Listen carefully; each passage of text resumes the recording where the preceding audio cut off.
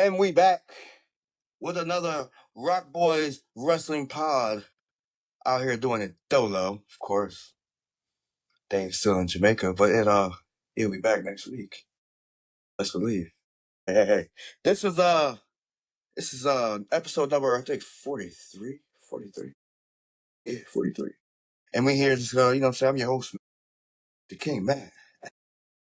Bringing here live and direct straight from the States.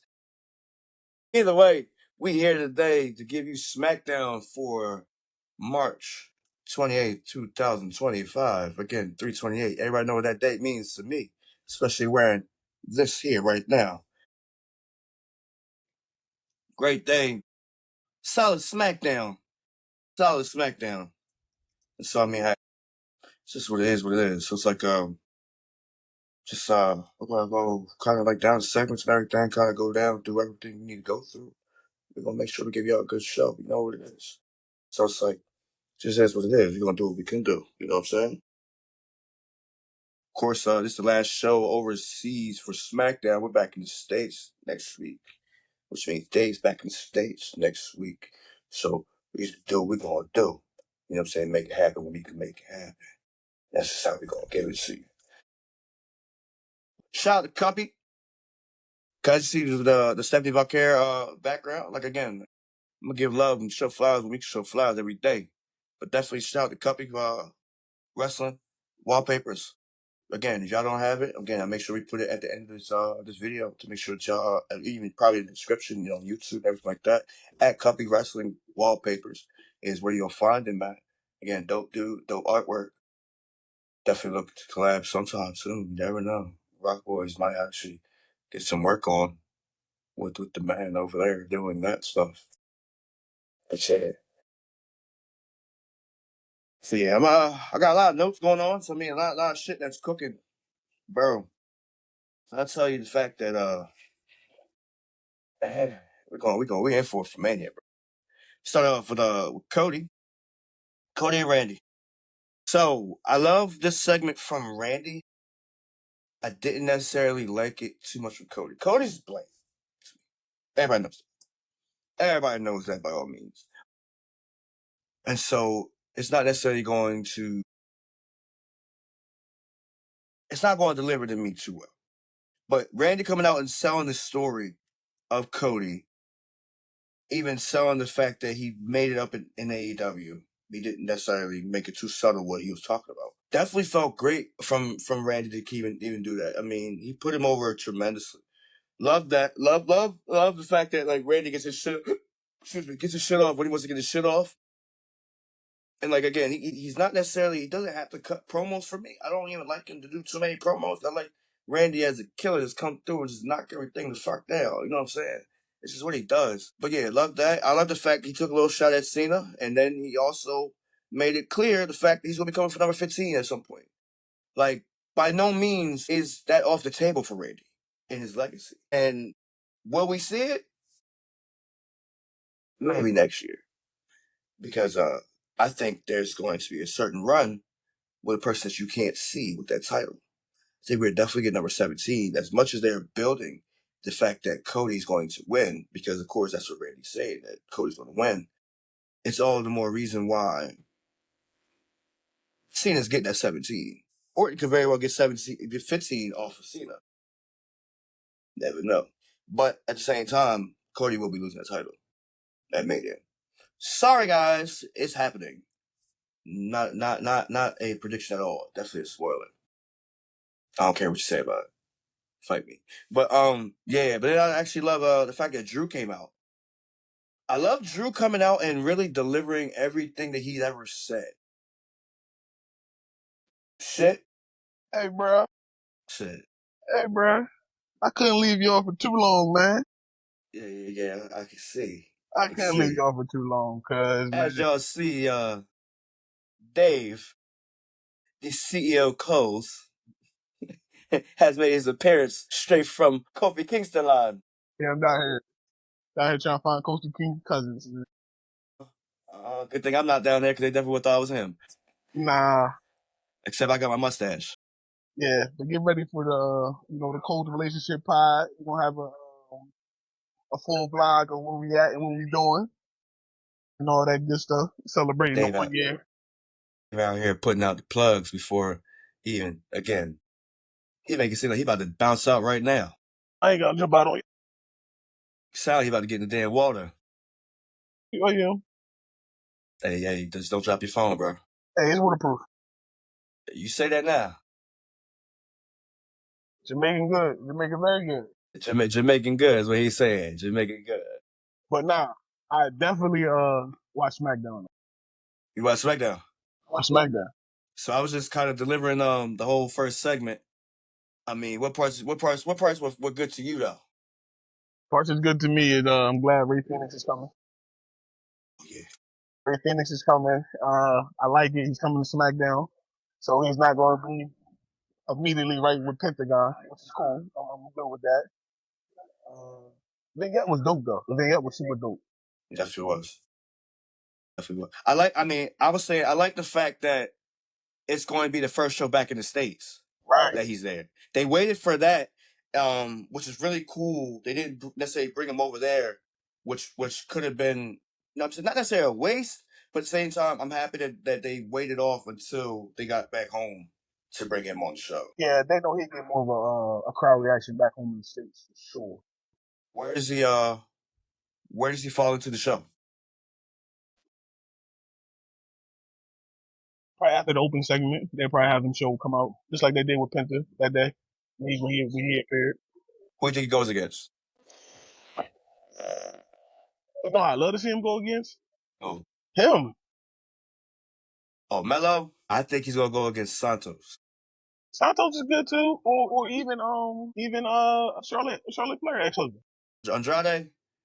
Reason I don't say Andrade because of the segment that they had in the backstage. And yo, we just gonna be jumping around. Yeah, like we can jump around, it's fine. But yeah, I think they're gonna have him go against Santos because Santos saying like, yo, if you want to be the leader, you want to be El Jefe, go ahead and show Los Garza how to be El Jefe. Right. I think that's where Santos fucks up against Ray. Right. Which should be dope. Which should be a dope way to get in there. Yeah, it's gonna be dope. I mean, no matter what, they're gonna push you. They're gonna push you for it. Do you think it's funny how they're putting I'm gonna say it, they're putting Mexicans against Mexicans? But that's how you get that whole. That's how you build up your luchador. WCW did the same thing back in the day. I got you. The filthy animals.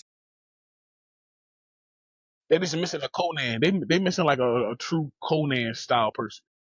They are, and like for like I sometimes wish that that Conan did show up on WWE. Maybe within like Dom Mysterio's like program. There like that. It would be dope. They had that nostalgia. I mean, they tried to do it with a certain homie. Yeah. But you see, he got 5 years. Yeah.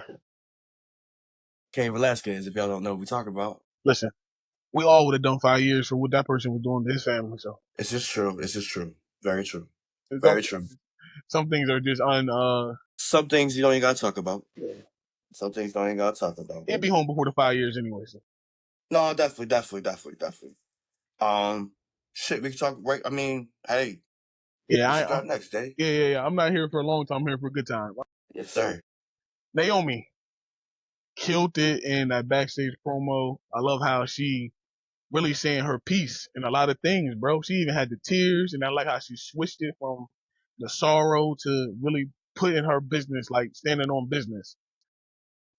Shout out to the caution tape again. If a lot of people don't understand that, that's almost like the Owen Hart type thing. Owen Hart used to wear that back in the day when they used to call him a nugget. He was a part of the Nation of Domination. So, you know, it's little things like that where they always tapping back into the past, and I love it for that because this is an homage to one of the greatest, Owen Hart. Yeah. So what you think about that vignette they put out about her? I liked it. I mean, it made sense. Again, her rocking caution tape, her letting that be a big thing as far as her attire. It's definitely an homage to Owen and all that. But I mean, I definitely think it's a good way to get her character going. Even to like the fact of her attacking B Fab. I mean, like Meechin and then B Fab too. I think it's a good warm up for her because I mean, obviously, we're going to get next week. You know what I mean?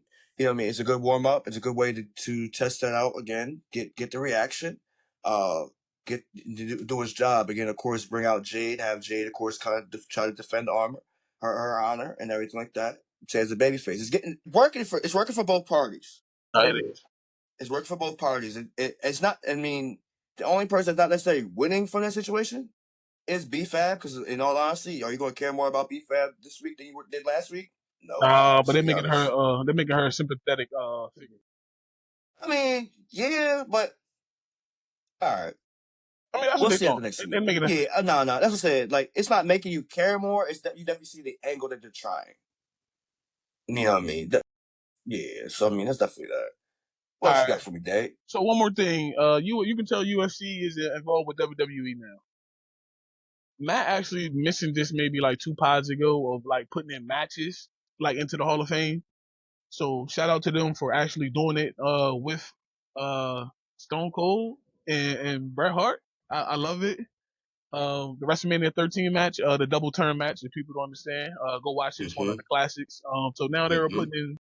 they're putting in matches into the Hall of Fame along with people. And what that does is, in my opinion, that shows the greatness of storytelling that we're going to see, because we know Taker going to be in there. We know Michael's definitely going to be in there, especially like, That match got to be in there yeah. So like, if they just keep it Mania matches, which I don't believe they got to go more than just Mania matches, because there's other pay-per-views that put out some of the greatest matches that we love as well. for sure. But I think in the beginning they're gonna just hit at Mania matches, and be honest with you, that's one of the best Mania matches of all time, right there. I got a match that I want to ask you about that could possibly go in there. What's that? SummerSlam 2002, The Rock versus Brock. Does that go in there? That goes in there once the whole Rock situation gets quiet and settled down, and out of sight, out of mind. Eventually it goes in there. But I believe for the first couple times they do this, they're gonna keep it Mania matches. Makes sense. Makes sense. Makes sense. So I mean, Because all right. I mean, go ahead. I'll let you. I got my question no, afterwards. yeah, what I was about to say was, because really, if the fans wasn't so against him right now, the match that you should have put in first was Andre Giant versus Hulk. For nostalgia, purposes, we all know WrestleMania 3 met to the company. It saved the company. Vince McMahon put everything on the line for WrestleMania 3. So in reality, it should have been the first match in. But with the fans not really dealing with Hulk Hogan right now, it makes sense. I would say they also didn't want to say make a Vince move for the first one. That's true too. But hold on. But I know Austin and Brett is also it's a Vince move, right? Great, but I mean, like you think about it, it's like that's the era as a whole, and not necessarily saying that Triple H isn't a part of it, but he did have a prominent role within that era. You know what I'm saying? And so I mean, like that's why I feel as though like it was definitely a Triple H nod. Yes. Even putting a match in like that is a Triple H nod, because say we're moving away from the traditional way of doing Hall of Fame. Because they missing out on so many people that need to be Hall of Famers. So now it's just like, now think about it. Austin is technically a 2-time Hall of Famer now. Where Hart is the first ever 3-time. That was gonna be my question. So it's just like, that was gonna be my question to it. Like, does this like officially make them like multi-time Hall of Famers just with matches? Much like again, like it's different when you have like Triple H by himself and Triple H with DX. You know what I mean? Because now he'll be a 2-time this year. If I'm not mistaken, Shawn Michaels is a 2-time as well now, right? and Nash is too. Scott Hall, Hogan. Yeah. And like it's crazy. Like now I really think about it. Like there's like Triple H not necessarily. I mean, like of course he would always want to put himself last anyway, but yeah, that's wild. I just really thought about that stuff. Like Taker, like how many Mania matches can we put in there, especially the latter run of Taker's before he lost the streak and all that? Like Taker's gonna be like a 20-time Hall of Famer. I ain't even being funny. They ain't gonna put them all in there. I'm just saying, but if you think about it, the Michaels trilogy, Triple H trilogy, the Batista, that shit was me and you love that one. Like Edge. Once Brock Lesnar get his shit cleaned up, the Lesnar one.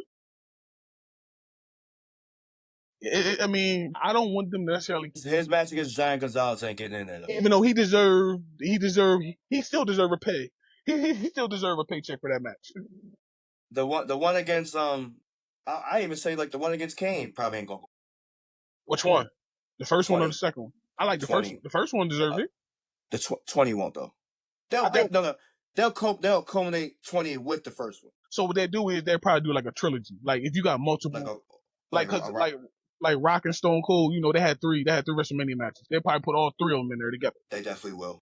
Oh, and the same thing with Taker and Kane, and then they'll also incorporate Paul Bearer because he was definitely a big part of that. You got because Paul Bearer was definitely a big part of that, especially trade on him, and then again in 20 when he comes back, and when he came back, he actually was on Taker's side, and he was going against Kane, so Paul Bearer definitely gets a nod and all that. For sure, making that happen. For sure. But yeah, I do like this. That's definitely what UFC does. UFC's been doing that for years, putting in matches, putting in fights instead of like just putting in just a performer. I got another one for you. Do you see these three men going in the Hall of Fame for the match that they're about to put on at Mania? If it holds up, yes. You got Roman, Punk, and Seth.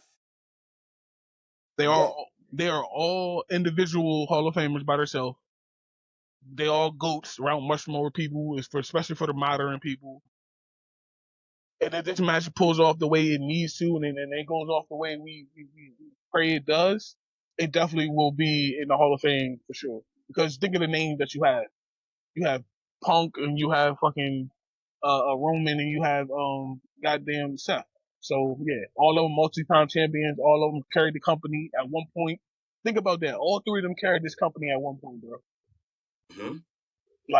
Crazy. Babyface, heels, they done it all. So that's why I say, I'm with you, bro. Like when it comes down to it, they will. If this match holds up, now it got a lot.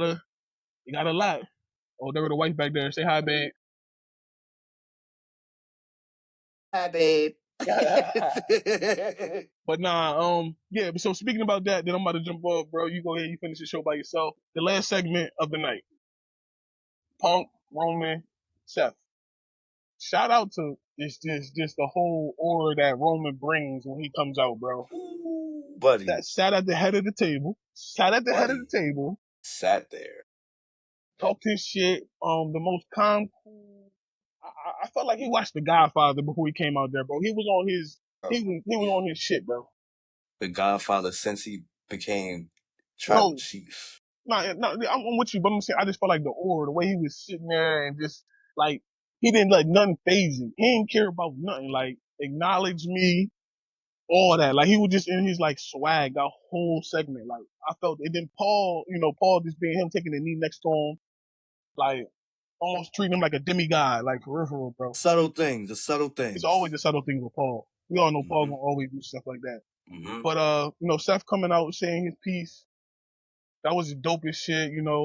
Like telling Roman like he messing up by messing with Punk again. He really reiterated what he said the other week, but he said it to his face now. So it was like, yes. And then he like, man, we came to this company together, blah blah blah. And then he kept saying we. Roman said it ain't been we for a long time, brother. It's just been I. You know what I mean? Exactly. So you gotta think about the stuff that they're doing, and then Punk coming out, right? Now I ain't gonna lie, he had me with this one, bro. Punk comes out, and the emotion, he wore the emotion walking out of the ring. You knew he was excited to have this main event. Night one. It's definitely night one. Sorry, Jay. Sorry, the women. But we know who the two main event for Mania is this year. We got Cena, Cody, night 2, and we got the triple threat for night 1. Well, I tell you. Yeah, you definitely called it. But I mean, at one point you was saying the women needed one, but Triple H, hey, he gonna go with the money. It's all good with that one. I mean, again, they're getting their own PLE. Yeah, so yeah, that make up for it. No offense. But back to that, back to what I'm saying. So even with Punk ringing through and Paul hitting at it, it's in there. You're night 1, and then him like Punk cried, bro. Loved it. And Paul Heyman cried. They were sitting there. They had a moment. That was a real legit moment because like I understand CM Punk did a lot of things when he left the company and all that, but he definitely deserved to be a WrestleMania main eventer, bro. And I understand when people say, Wrestling Taker at the time is a main event, but it's not if it ain't the finish, we don't consider it the main event. You gotta close the night out. I understand Taker is one. It's a main event vibe, Right. but it should have been a main event. I get Right. you. Right. Yeah. So with that being said, I feel like it's definitely a good thing that Punk is getting this. The emotion he wore, like I said, he wore it on the sleeve, man. And the promo he cut afterwards, and then he still they got us. Triple H is getting us still, bro, because it's not the favorite. No, I honestly think the favorite is going to be announced next week. Next week they're in Chicago. Okay. I think it's announced next week. What you believe the favorite is? I think it's definitely going to involve Paul in the title. I think it's going to involve the title. So he gonna guarantee he gonna get a guaranteed title match. I think that's what it's going to involve. You know what I mean? But like you said, like Paul saying this to Punk was literally everything that we needed. You know what I'm saying? It was probably the feel good moment of the night, I would say. Just because of the fact that it drew out raw emotion from everybody. If it didn't draw raw emotion out from you, it definitely drew raw emotion out from Punk. We seen that for sure. It was legitimately crying. Yeah. And then again, I would definitely say Seth, the way he reacted was another. It's pure gold. Like this is literally cinema going on right. Yeah, this is gym shit right here. This is gym. Like this is a gym all the way around the whole segment. And even when he even thanked them, he thanking his travel. I thank you, my travel to you. I'm like, what's going on that with this? Yo, Roman again. Don't thank them. Thank me. Like, and then Roman with his little checklist, the way he's saying, "Oh, check it off. I'm here, y'all." Bro. I mean, I know Matt jumped into a little bit more. Like I said, I'm just here say what's up to everybody and everything. Oh, one more thing I want to touch on before I jump off, cause WrestleMania is not sold out and they're struggling to sell tickets right now. Too.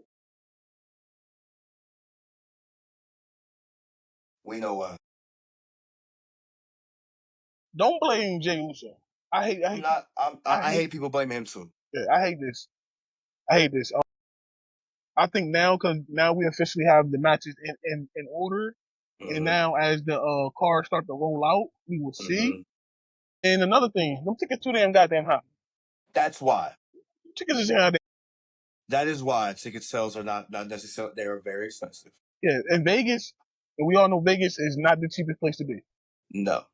Hotel. First of all, yup, you broke it down right. There you go. Yeah, hotel, flight, and then they got the we got the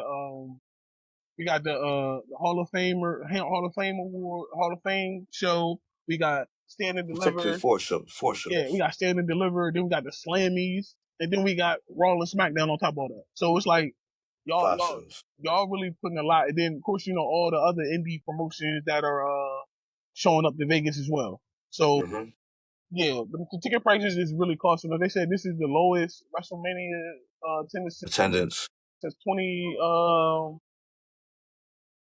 I forgot what it is. WrestleMania 24 or something like that. 22. Okay. WrestleMania 20. Yeah, so they saying that right now it's not looking to be a sellout, which is very disappointing when you have these names that's in the ring going at it this year. So yeah, we gonna see what Mania does, bro. Roman said it best. The reason why business picked up, the reason why we went to Netflix, the reason why ticket sales were selling out. He was in the main event. Not even just that, he was also the champion. Who's the champion right now? Yeah, I think. With that being said, cuz, go ahead. You had the rest of the show. Holla at y'all on Monday. I might jump in again.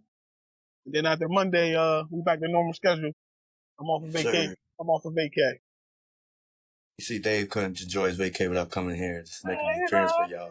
I had to make a little pass to the city. Yeah. He missed it, y'all. He missed it.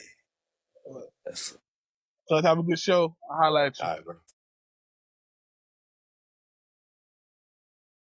So yeah, no, about that, I loved it. Like again, I kind of dated it up, but like the promo that Punk really cut that night was definitely superb. Again, I had bubblegum. I came here chewing bubblegum, to chew bubblegum, and to sign a contract. And I ain't got no more bubblegum. Gold. But this main event is going to feed families. I love the fact that Seth went down the memory lane of the Shield. Again, then putting Undertaker through a table, all that stuff. Again, this stuff works with the right people. You don't necessarily get certain shit off like this without having certain pieces in position. And it delivered. It delivered. I love the fact Punk came out with security. He was the only one that came out with security. Again, because they knew for the fact this motherfucker come out. Oh shit, here we go again. You know what I mean? So him and Seth, shit about to hit the fan. But definitely, I think the favorite, like I said to Dave, I think the favorite is going to be announced next week in Chicago. I think Punk is going. Him doing it at home will mean a lot more than what it would mean in the O2 Arena. No offense to London, but again, it's Punk's hometown. It's Punk's turf. Why wouldn't he announce it there? You know what I mean? It just makes sense. But let's go back to the segment I was kind of talking about earlier. Randy Orton and Cody Rhodes, of course. With that one, of course, Drew coming out as rest stop, and he kind of announced the fact that he was like, again, I think the first UK champion, the first undisputed UK champion, which makes perfect sense for him. Again, it's not Universal; it's a undisputed champion, and so being a, I didn't realize it as much, but yo, give Drew a mic, and again, he's going to land a mine. Like, you know what I'm saying? There's a mine out there, bro. It's a minefield. Dude's going to set this shit on fire, and that's what he did. Even to the point where he just said some shit that like we kind of been saying for a little while, but I think I got a new name for it. I ain't gonna call him.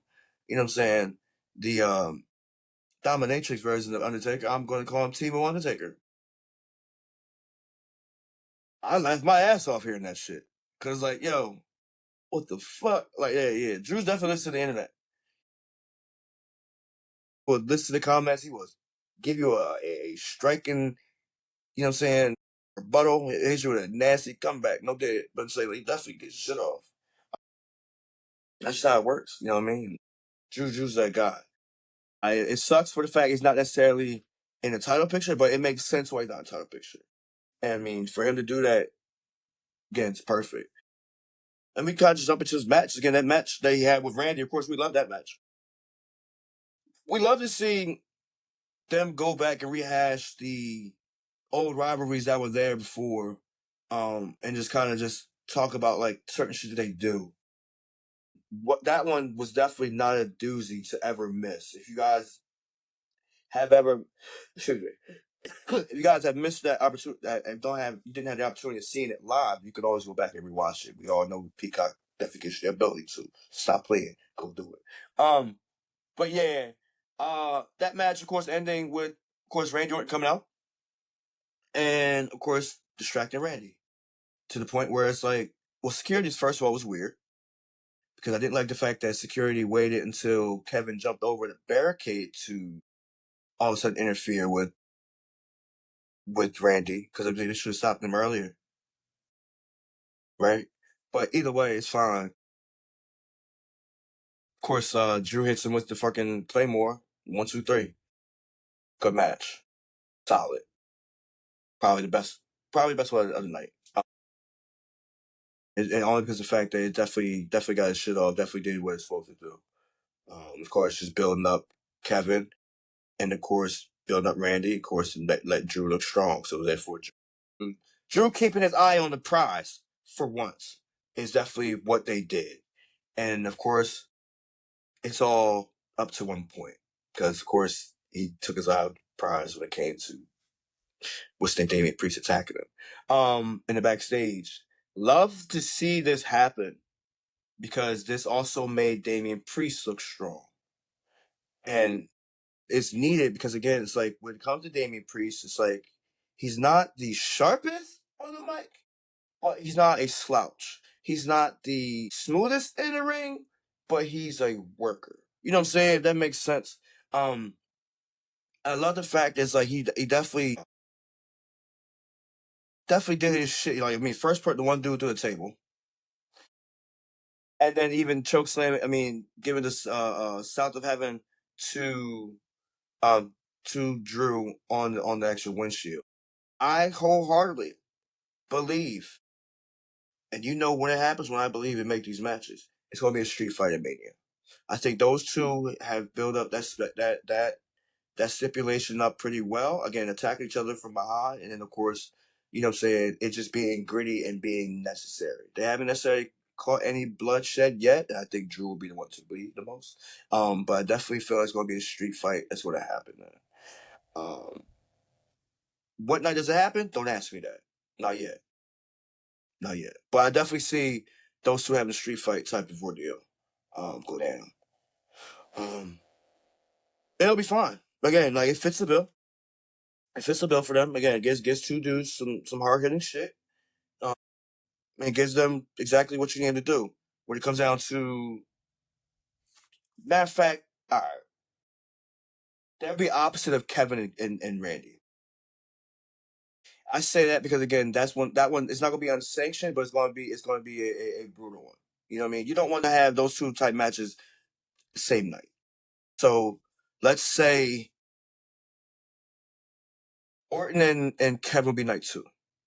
Drew and Damon be night one. And that's how you book that one. And it seems like the right move. Seems like the right move. I might change it next week. Just let me cook on that. All right.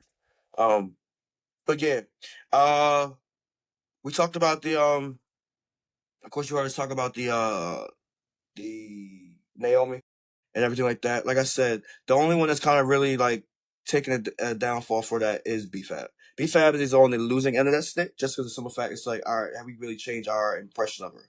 No, because like at the end of the day, she is still going to be viewed and used kind of like a jobber. Um, and it's all because of the fact she still needs more polished work in the ring. Like, you know what I mean? I don't want her to be the Alicia Fox where it's very like calculated, very like, all right, 1, 2, 1, 2 type match. You know what I mean? I don't want it to be like it's segmented, like it's broken down. This part, this part, this part, this part. It doesn't flow as well as it should. Um, but it happened. I mean, and so like I love the fact that a lot of fans were behind because I'm just going into the match, but they were behind me at the end. Micha has definitely showed her worth in the ring, showed that she can work in the ring, and for all of all the losses she may have taken, it definitely seemed like again she's getting better with time. You say even with the crowd again, O2 Arena, like again, hearing her name the way they did last night was definitely a good feel, and of course it works in Charlotte's favor because again, Charlotte's the heel. Her still having the match, even though all that shit happened, that Naomi attacked her, that attacked Michin was still it still happened. You know what I mean? It's definitely again all good feels. It did what it's supposed to do. Uh, I definitely love the fact that Jade came out and during this match. So I think by the summer we get Jade versus Charlotte in some type of fashion. Reason I say that because I feel like she might be a champion, which will also go to the simple fact that I feel like Tiffany Stratton is losing at Mania. You already here. I don't know if it's the first time I've said it, but Tiffany Stratton is not retaining, guys. I don't think she retains. It's just for the fact it's like it's going to build her character up even more, kind of like what Rhea Ripley did. I'm not saying she goes dark and goth, no, because Tiffany's definitely bright and pink. But I definitely feel as though we go that route just to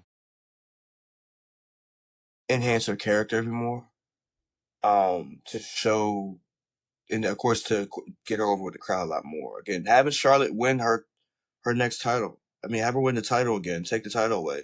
You definitely don't want that. Fans don't want that. The masses don't want that. But she's a necessary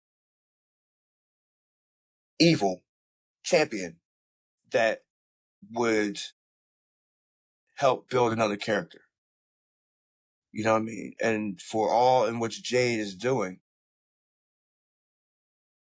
they're definitely going to cross paths very soon. SummerSlam, I'm smelling it. Not spoiler. I mean, not a prediction. Spoiler. Okay. And so, I mean, definitely, something to look forward to. Which kind of gets me to the next one. I mean, of course, like you kind of drift off from tag team titles. You go into the tag team titles that were actually defended tonight. The Profits. I love their music. I love the fact of how they come out now. Like they definitely a little different, darker tone. You know what I mean? Because coming out all black, I'm fucking with it. You know what I'm saying? Take me serious. I'm a contender. As again, rocking fronts, much like his wife did, is a telling story that you've heard here before. Yeah, I know. But yeah, either way, definitely a good match. Solid match. Solid tag team match. I honestly forgot Pretty Deadly is from the UK. And y'all gonna kill me for it. I already know it. Yeah. Pretty Deadly's from the UK and they definitely got they got a crazy pop that night. Solid. Solid. And I feel as though like they did they again, like I said, solid match between them. Of course, Street Profits, I'm loving the run that they're on though. And I'm telling you now, they taking the titles to Raw. They go on the Raw. Cause like I said, yeah, because when it gets well.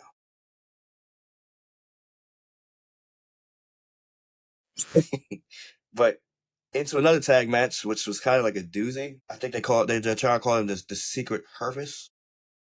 Again, it's Chelsea Green's cabinet, basically. her security, you know what I'm saying? Alba Fire and Piper Niven versus Katana Chance and Kaden Carter. It's a doozy, all because of the fact he knew he was going to win. I'll just say it now. But I do like Niven and Alba Fire together. I like them because, again, they're getting the push they deserve. Them letting go of Isla Dawn, it left you in limbo about Alba. I wasn't sure what they were going to do with her. But I'm happy that they gave her some type of character, some type of role. You know what I'm saying, right now. And of course, being under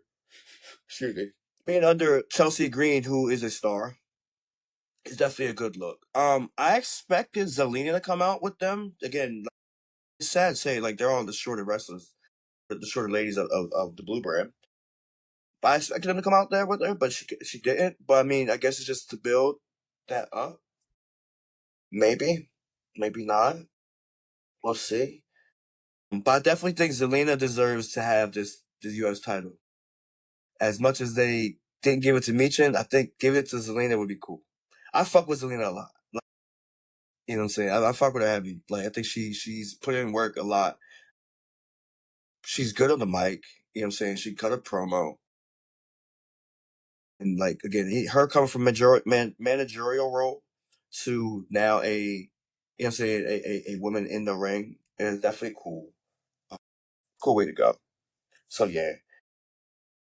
Of course we got, like you said, we got Ray Phoenix next week. I think he winds up facing Santos. Again with that segment that involved them.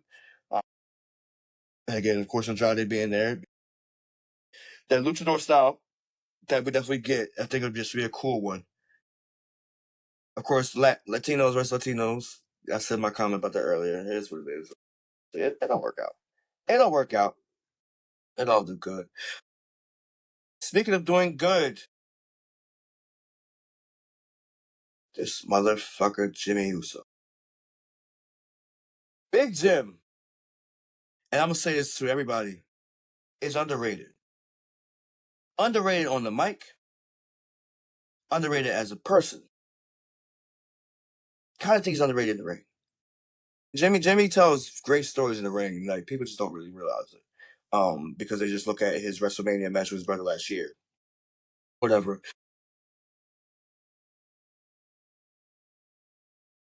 This match between him and the Miz was the first match in 10 years they had a one-on-one. It's crazy to think about that. Again, since 2015, when they were doing Usos were doing half painted faces. You know what I mean? And Miz is probably still with Morrison, if I'm not mistaken. That's what it was. We haven't seen them two square off in the ring one-on-one. But good match. Not mad at it at all. Jimmy got his shit off. Again, I love the fact that he faked the dive. He faked the dive for all you motherfuckers that want to talk shit about his brother. You know what I'm saying? At the end of the day, Big Jim is Big Jim for a reason. Big Jim is the older brother. Big Jim is the oldest brother. Don't try for a Big Jim. We gotta protect Big Jim by all means, y'all. But nah, loved it. Definitely a good match. Love the fact again he didn't necessarily do the dive. He went back out and just went to the barricade. Fuck it, like you ain't got me fucked up. You gonna move? You know what I'm saying? And then of course he gets the win, but for what he did on the microphone, again, stellar performance. This is he's on a hot streak. This is number 2. This is hot streak number 2 coming from Jimmy, coming for Gunther. No doubt. But again, him sitting there saying he's gonna be Private Gunther, not the Ring General Gunther. Jim's on fire, bro. But I just need him to do one thing for me. I need him to do this. I need him not to do the regular yeet with the crowd. I need him to do the no yeet.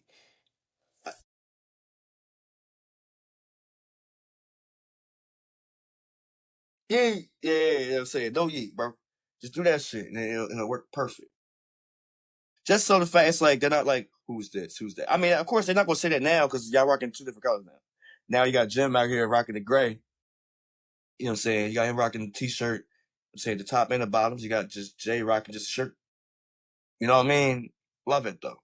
Love it though. And then we have to talk about little brother and little cousin, which will all pan up after this match. So the Braun versus LA Knight match. This was a throwaway because we knew it was basically gonna be no contest. It's called what it is. This one definitely predicted. You know what I'm saying? You could predict who was gonna win, who wasn't. Braun Strowman won by disqualification just because of the fact that he got attacked by Jacob. Which I smell a triple threat happening next week between those 3. LA Knight, Braun Strowman, Jacob Fatu. LA Knight might win. But Jacob will be getting attacked next week. If not attacked, the title definitely be called. It would definitely cost. Like he won't win the title on the strength of Solo and Tom. Those 2 will more likely interfere and take Jacob out. Building up to their match. As you know, next week is April 4th, which gives us 2 weeks. 2 weeks. So Mania. Best believe that they're going to turn that feud up. You know what I mean? And they're going to turn it up just because they have to. Okay, they want to make it official. They're building it perfectly, I will say. They're also building it for something else. I think that they're building it up for Hikuleo to make his debut. I think Hikuleo makes his debut. Shit, he may be the one to take Jacob out next week. Maybe Jacob and Braun. No, just Jacob. On the strength of Solo. Because the way Jacob told, you know what I'm saying, I could do it with you or without you. To Tama and Solo, lets it be known. And again, even the fact that Solo's like, yo, lower your tone. Lower my tone. Fuck is you? Like again, If we weren't on national TV, if we didn't still have kids watch, we'd definitely get, what the fuck you talking to? Fuck you. Fuck out my face. We'd definitely get, but definitely I feel like Hikuleo would align with Solo Sikoa on the strength of just performing the full Kongans. That makes sense.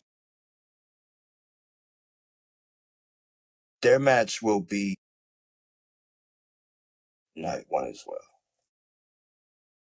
I think all the NOI family, aside from, will all be involved on night one. Okay. But then again, it could be on night two. That match should be on night two. I would be bad at that on night two. But that's definitely worth it. But yeah, I love the fact, again, Tom and Tonga got to talk a little bit. You know what I'm saying? And Jacob gave us a rebuttal. Yo, y'all ain't talk to me as far as what y'all was going to do last week. I had no clue. What you want me to do? You know what I'm saying? Shit like that, it definitely is going to deliver and seal the deal with this match. And I don't think Jacob holds this title yet. It's building it too. Like, the crowd's loving him. We on Rock Boys. We loving him. You know what I mean? Now you got the crowd saying, "Yeah, you know what I mean? Y'all know what I mean?" They saying that easy. All gas, no brakes is a shirt. Easy. You know what I mean? Jacob Fatu's, he's selling. No wrongdoing there. Like, he's definitely selling his merch. It's definitely, again, it's the build in which they knew was going to happen.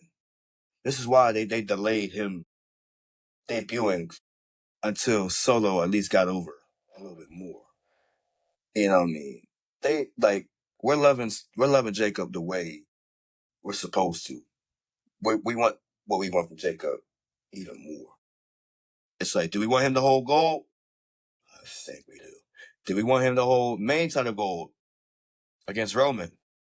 Not yet, but we love the match. You know what I'm saying? Shit like that. Do we want him going against Cody? Wholeheartedly think we do. And so it's shit like that. We definitely want him away from Solo. Again, the first phase of Jacob taking off is going to be taking out Solo. And we definitely getting that shit.